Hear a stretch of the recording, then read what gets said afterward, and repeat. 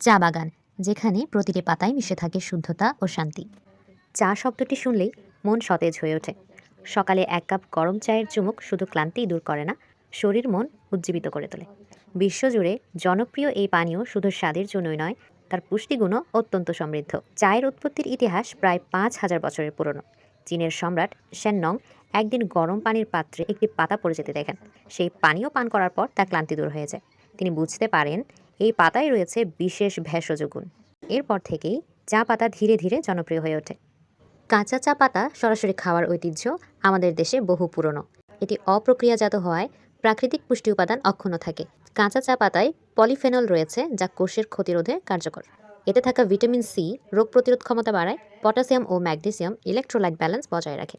Caffeine মনোযোগ বাড়ায় এবং ফাইবার হজমে সহায়তা করে। চা শ্রমিকরা ভাত বা মুড়ির সঙ্গে কাঁচা চা পাতা মিশিয়ে খেয়ে থাকেন। এটি একদিকে যেমন ঐতিহ্যবাহী, অন্যদিকে স্বাস্থ্যকর। স্বাদ বাড়াতে লবণ, লেবুর রস বা সরিষার তেল মিশিয়ে খাওয়া যেতে পারে এই কাঁচা চা পাতা। তবে অতিরিক্ত কাঁচা চা পাতা খেলে এতে থাকা ট্যানিন হজমে সমস্যা করতে পারে।